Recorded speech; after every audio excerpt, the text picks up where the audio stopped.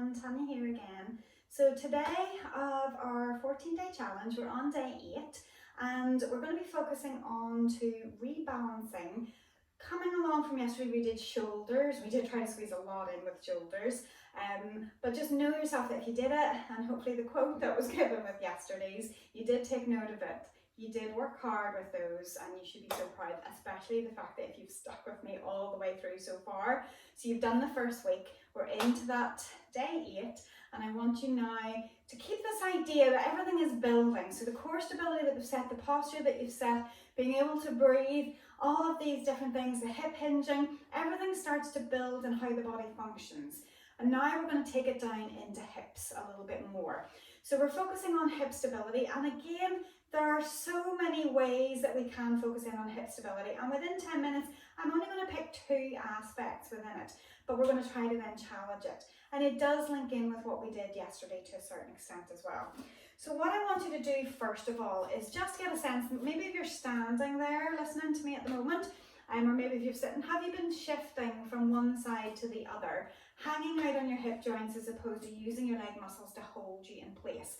We often spend time here, and it's good to move. Our bodies can move in these ways, but we don't want to be there for long periods of time. It's not great in terms of how the ligaments are being stressed, but also in terms of how the joints are being placed. We want the muscles to work effectively. So to build on that, the hip stability, we're going to think about this idea of a hip hike. So if I'm balancing on one leg, and I have done a video on this before, challenging your balance, what you can do is find your most prominent bone at the front, mark it with a finger, and if you're doing this in front of a mirror, for example, then you can look and see that whenever you're standing tall, and if you have your weight, it just shifts a little bit to be able to pick a knee up off the floor. What you're looking for is that you don't collapse, just like we were hanging out a wee second ago. So you want to make sure they stay level, and that your shoulders, sometimes we mention this in Pilates that it's a box from your shoulders to your hips. So I don't want to see a side bending strategy kicking in. So you're steady as opposed to everything altering to hold your balance. The same whenever we switch legs, are those hip points staying roughly the same? If I lift my leg really high, I might be hiking through the hips, so it's long through both sides of the waist. So even that in itself is a little tester. And you might know that whenever you're doing that maybe things feel different. Maybe you feel steadier on one foot than the other.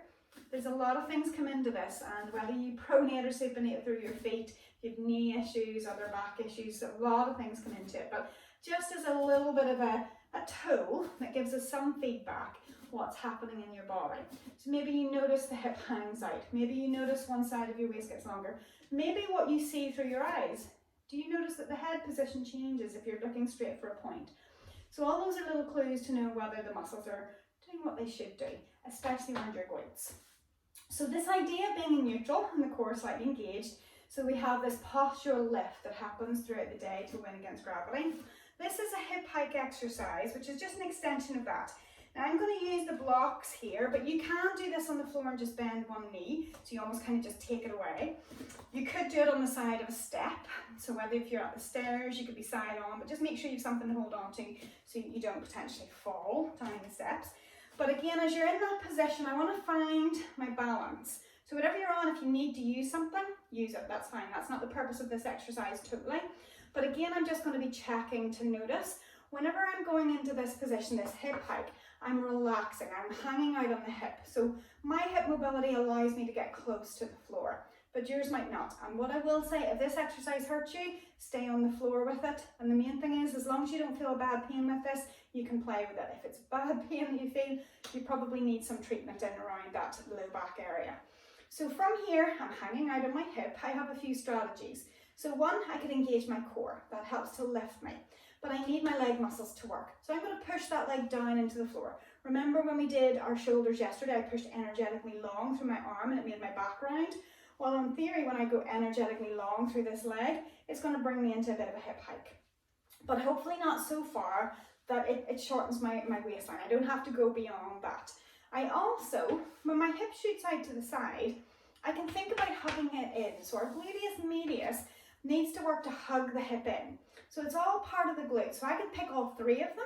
So I have that energetically long push down, I have that hug in of the hip, and I have that lift inside. And hopefully that's what's keeping me relatively steady. So aiming for about 10.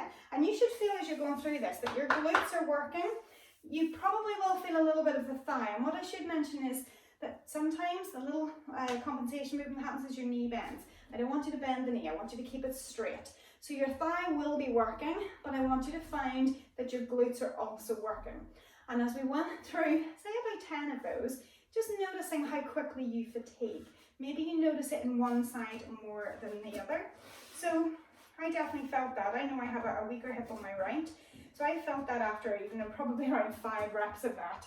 So set it up on the other side. Again, if you're on the floor, get your balance, just bend the knee. You can still work from there. I find that sometimes working on a height just allows you not to have to think about the other leg as much. So we're straight through that leg.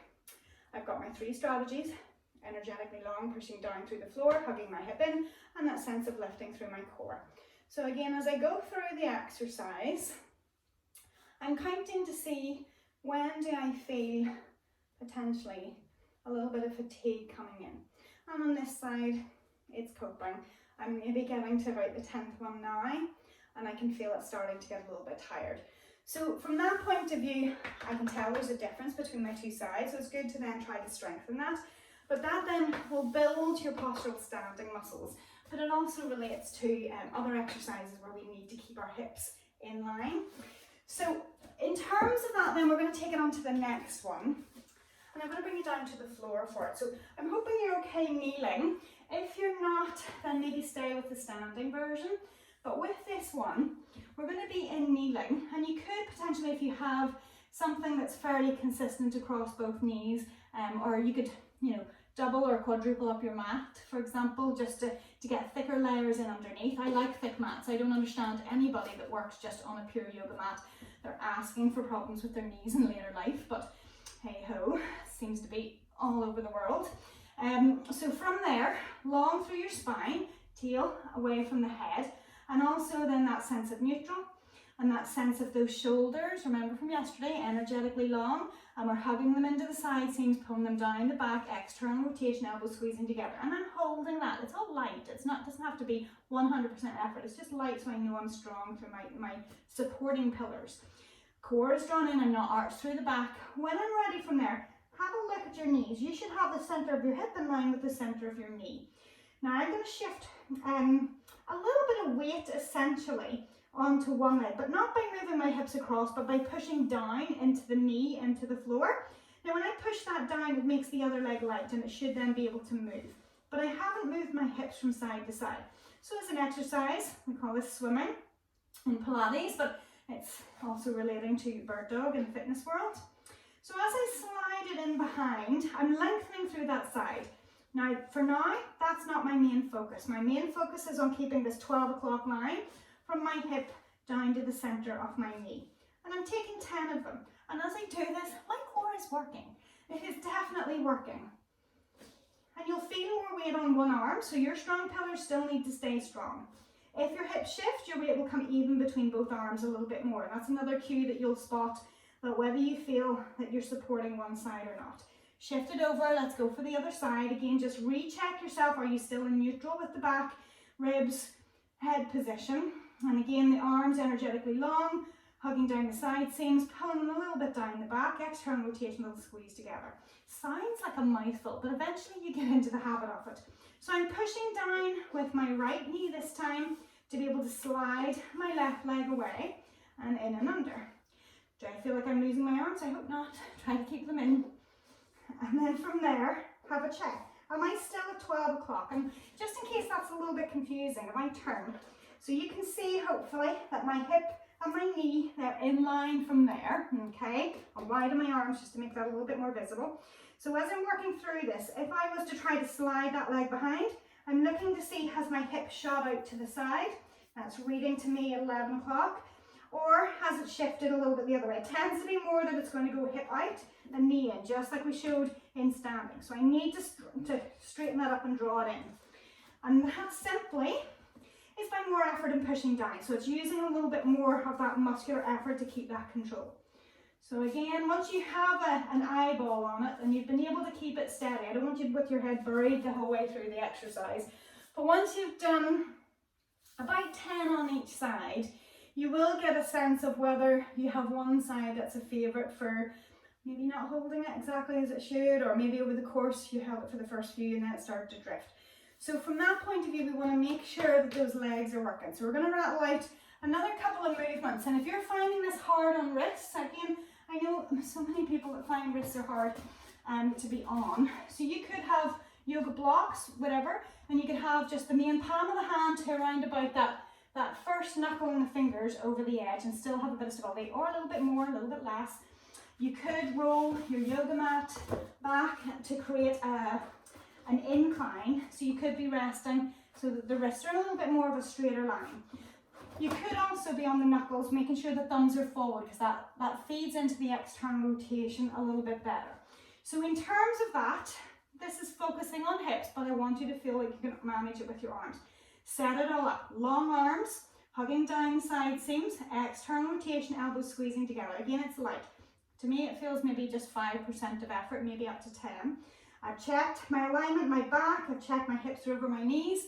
I'm going to draw my toes under, and this time I'm going to slide my right leg behind, my left leg is pushing more into the floor. I'm going to lift through the heel. I'm going to take 5 through here because we're running out of time. So we're going to take 5.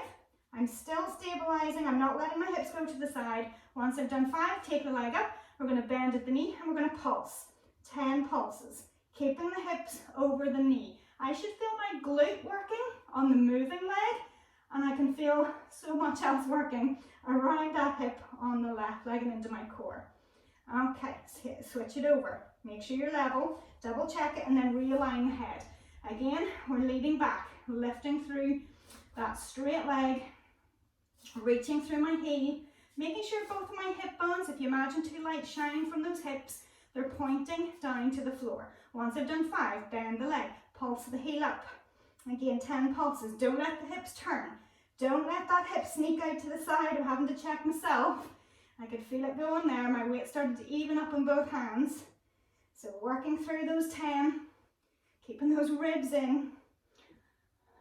Don't think that was necessarily my best exercise, but take a child's pose, reach out long with the arms, let the hips fold, and then draw it up. Okay, depending what the wrists are like after that, you can give them a shake or a circle, or maybe clasp the fingers and a little bit of a roll out. So that was our little bit on hip stability. Yeah, so I hope that you could feel that working. We've worked a little bit in terms of the muscles around the side, we worked a little bit into the glutes there, but also with the legs in that front position, we're hitting in the front. So you don't feel it in the same way, like the horseshoe in the shoulders, but you should feel a certain amount working and a good connection to the core and through there as well. So I hope this has been useful. We are building. Tomorrow is going to be a nice connection between what we've covered in terms of balancing and stability. So yeah, you've worked hard, hopefully within that. Yeah, leave us a like, those thumbs up down below, and leave us a comment. Again, want to know how you're doing through this, and subscribe to the channel if you haven't already. So enjoy the rest of your day, and thanks for joining me, and I'll see you tomorrow again for day 9.